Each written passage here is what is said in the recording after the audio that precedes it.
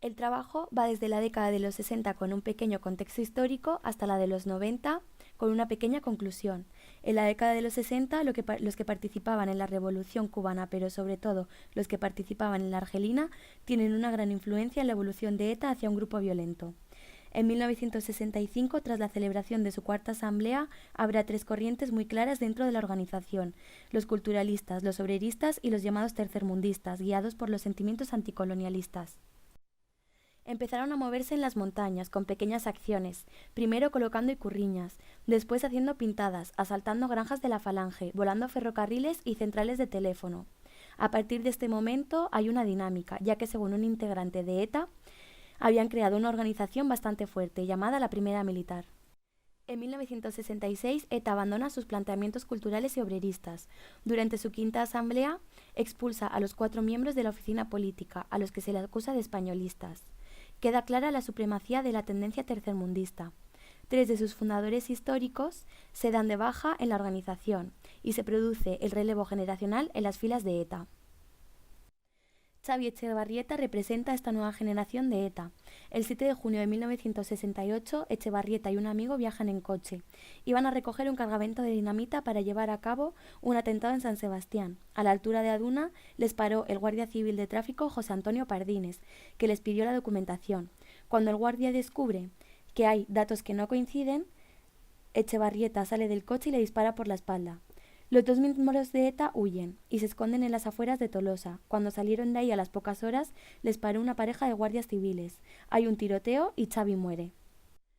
Vengar al amigo caído se convirtió en una obsesión para sus compañeros. ETA decidió acabar con la acción que Xavi había dejado a medias. La Operación Sagarra se convirtió en el primer asesinato y se llevó a cabo el 2 de agosto de 1968. El comisario jefe de la Brigada Político-Social fue asesinado en la puerta de su casa debido a 7 tiros. Este asesinato desató una feroz represión y el 5 de agosto Franco instauró el estado de excepción en Guipúzcoa. La represión policial provocó una cadena de violencia. La protesta se extendió por el resto de España, uniéndose a los conflictos universitarios y a las movilizaciones obreras. El 24 de enero de 1969 se decretó el estado de excepción en el país. Ya en la década de los 70, el 3 de diciembre, comienza en la Capitanía General de Burgos el Consejo de Guerra sumarísimo contra 16 detenidos. El fiscal pedía un total de 752 años de cárcel y penas de muerte para 6 de ellos. Se les responsabilizaba de varios delitos de sangre. El 1 de diciembre de 1970, ETA había secuestrado al cónsul honorario de la República Federal de Alemania en San Sebastián, Eugenio Beil. En un principio pretendían canjear al secuestrado por los procesados en Burgos, pero el secuestro se convirtió también en una llamada a la comunidad internacional para que pusiese su atención en el Consejo de Guerra. El día de Navidad, ETA liberó en Alemania al cónsul. En Nochevieja, las penas fueron conmutadas por cadena perpetua. Aunque cuando acabó el proceso de Burgos, ETA se encontraba en su peor momento, con la mayoría de sus militantes en prisión, no tardaría en reconstruirse. Eustaquio Mendizábal fue quien tomó las riendas en enero de 1971 y reorganizó ETA casi desde la nada. Ya en 1972, además de numerosos atentados y algunos atracos, ETA llevaría a cabo su primer secuestro económico, el del industrial Lorenzo Zavala. Por otro lado, en enero de 1973 se produjo un segundo secuestro, el de Felipe Ugarte, donde pedían rescates y añadieron algunas reivindicaciones laborales. El 19 de abril de 1973 le tendieron a Mendizábal una emboscada y fue abatido a tiros cerca de la estación de Algorca. ETA reorganizó el frente militar y puso en marcha la Operación Ogro, el segundo asesinato organizado en su historia. Carrero Blanco fue el objetivo, y primero se planeaba secuestrarlo, pero debido a la dificultad que esto suponía, se decidieron a asesinarlo. El 20 de diciembre de 1973, el coche donde viajaban Carrero y sus 2 escoltas explotó por una bomba a 35 metros de altura. El 14 de enero de 1974, ETA convocó en Burdeos a la prensa internacional en una rueda de prensa secreta, en la cual explicaron algunos de los detalles sobre la operación Mikel Lejarza no fue el primer infiltrado, pero sí quien consigue asestar más golpes duros. El 13 de septiembre de 1974 se produce un atentado en la cafetería Rolando. Los terroristas pretendían asestar un duro golpe a la policía, pero todos los fallecidos fueron civiles. Fue el primer atentado indiscriminado en un lugar público, provocando duras críticas dentro de la congregación. En junio se produjo una ruptura y el Frente Obrero abandona ETA. En octubre del 74, ETA se parte en ETA militar y en ETA político-militar.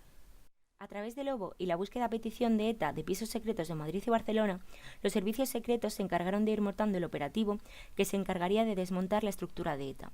Pero los avances de información produjeron incidentes en los que Lobo y la Operación Lobo corrieron peligro.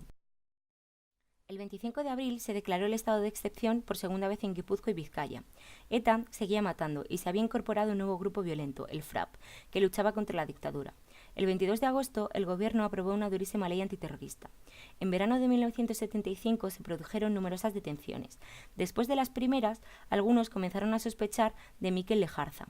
Entre el 18 y el 19 de septiembre, algunos de los dirigentes cayeron en varios pisos de Madrid y Barcelona.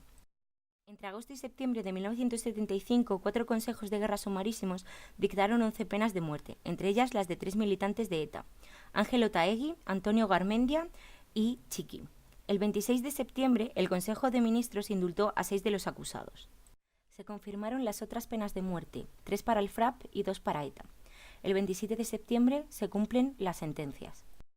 En la década de los 80, ETA recrudece su ofensiva para forzar las negociaciones con el gobierno, y los atentados masivos e indiscriminados azotan a la sociedad española como no lo habían hecho hasta entonces. En 1982, ETA político-militar desapareció y dio comienzo a la Guerra Sucia de los GAL. En 1984, Francia concede el 23 de septiembre la extradición de 3 presuntos miembros de ETA a España, estableciendo la posibilidad de futuras colaboraciones. En 1985 explotó en Madrid el primer coche bomba, atentado en el que murió un turista estadounidense y 16 guardias civiles resultaron heridos. 12 agentes de la Guardia Civil murieron el 15 de julio de 1986 como consecuencia de la explosión de un coche bomba en la Plaza de la República Dominicana en Madrid. Al año siguiente, el día 18 de junio en Barcelona, en el parking de Hipercor, se produjo otro atentado con un coche bomba en el que hubo 21 muertos y 45 heridos. ETA se disculpó considerándolo un error. El 11 de diciembre de 1987, otro coche bomba que contenía 250 kilos de explosivos provocó la muerte de 11 personas y otras 40 resultaron heridas, frente a la Casa Cuartel de Zaragoza. También tuvo lugar en esta década el abandono de la organización por parte de Dolores González Catarain, conocida como Yoyes en 1980, quien en 1986 fue asesinada el día 10 de septiembre cuando paseaba junto a su hijo. ETA y el gobierno comenzaron en 1989 un intento de diálogo y de acercamiento de posturas, en las llamadas conversaciones de Argel. Se produjo una tregua por parte de la banda terrorista durante los 3 meses que duraron las conversaciones, pero retomaron las armas cuando se rompió el diálogo. En 1991 se produjo otro atentado con un coche bomba frente al cuartel de la Guardia Civil en Vic, Barcelona, en el que hubo 10 muertos. Tuvo lugar el 29 de marzo de 1992 una de las operaciones más importantes contra ETA. Se había realizado una investigación por parte de la Guardia Civil y la dirección de la organización terrorista fue detenida por la policía francesa en Bidart. Esto produjo la mayor crisis de ETA de su historia. Ese mismo año, el 11 de julio, se propuso una tregua de 2 meses con la intención de retomar las conversaciones de Argel, pero el diálogo no tuvo un buen resultado y ETA volvió a atentar el 21 de junio de 1993 en Madrid contra 6 militares, haciendo inviable cualquier posible negociación. Mientras, se habían organizado varios grupos violentos que actuaban en diferentes ámbitos. Grupos X formados por jóvenes radicales encargados de realizar destrozos callejeros. Grupos Y, compuestos por un máximo de 5 personas, se dedican a cometer pequeños atentados.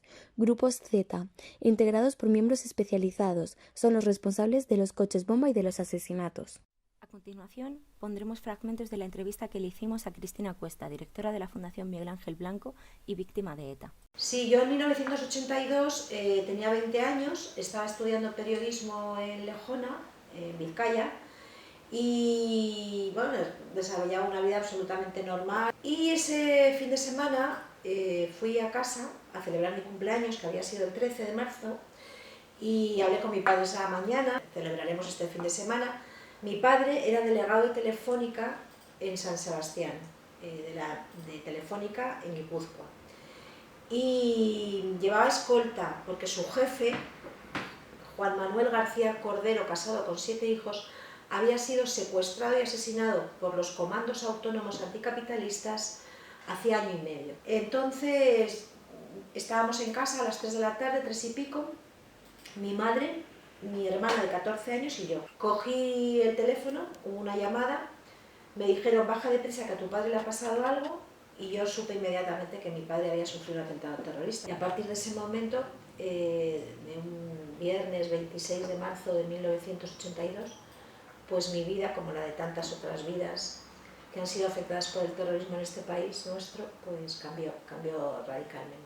Y luego también nos interesa mucho, estamos muy centrados en el tema educativo, en poder llegar a los jóvenes y contar el significado, porque lo que no puede ser, por algún estudio que ha surgido últimamente, es que más del 40%, que me parece incluso poco, ¿no?, por desgracia, pues no sepa quién era Miguel Ángel Blanco. Y eso que es la víctima más conocida, ¿no? Porque esto es historia reciente de España, y es un cúmulo de hechos, ¿no?, Miguel Ángel y todo lo que ha pasado, que ha condicionado mucho no solamente la vida de las personas concretas afectadas, sino la vida de cómo se ha ido construyendo la democracia.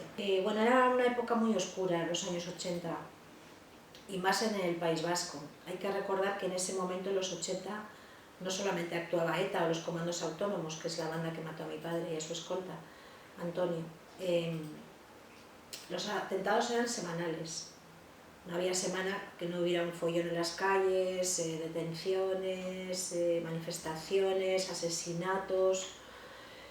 El previo al asesinato de mi padre yo lo vivía con hartazgo y con muchas ganas de salir del País Vasco. Estaba un poco cansada ya, ¿no? Que ya habíamos empezado a vivir de una manera un poco anómala, no podías ir a determinados sitios, no podías hablar de política, y yo la verdad tenía una sensación como de hartazgo. Y sobre todo pues de temor, claro, por el futuro de mi padre y de mi familia. Las respuestas ciudadanas contra el terrorismo tuvieron una evolución tanto en el País Vasco progresiva y yo creo que cada vez más extensa, tanto en el País Vasco como en el resto de España. Yo pondría el hecho del asesinato de Miguel Ángel Blanco como un punto de inflexión. A partir de Miguel Ángel Blanco, cuando se reconoce la inocencia de las víctimas, cuando se exige la aplicación del Estado de Derecho, cuando surgen leyes de protección a las propias víctimas y de reconocimiento, digamos que es desde el 97 hasta el 2000, que es cuando ya se firma la ley más importante en aquel momento de reconocimiento a las víctimas, es cuando ya la sociedad española, ya después de, no solamente de Miguel Ángel Blanco, de muchos otros atentados tremendos, ¿no?, pues el de Irene Villa, el Hipercor, bueno, cosas tremendas que habían pasado, ¿no? Entonces ya la sociedad ya se vuelca con las víctimas, las instituciones, pues con una visión de aprendizaje, porque siempre me doy cuenta de lo mucho que nos queda por conocer. Siempre descubro matices y luego sobre todo con una grandísima admiración. A mí todavía me deja perplejo cada vez porque hay muchos testimonios que se están recogiendo por muchas fuentes y muchas organizaciones continuamente, y destacaría el coraje, la resiliencia, la entereza, de las víctimas en su conjunto, de personas, de mujeres y hombres que en las peores circunstancias supieron salir adelante, supieron educar a sus hijos, pudieron en el no al odio, no respondieron violentamente, se centraron en salir adelante.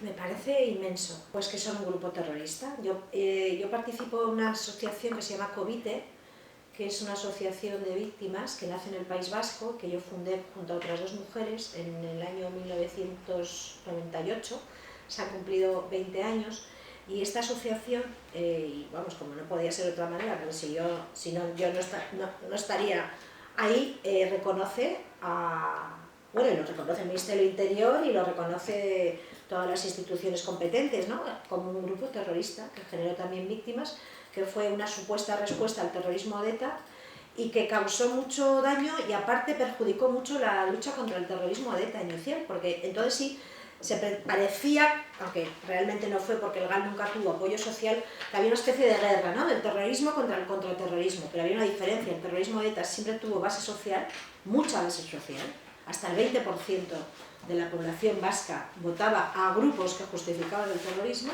pero el GAL no. A continuación, una pequeña conclusión sobre lo que hemos aprendido a lo largo de la elaboración de ese trabajo.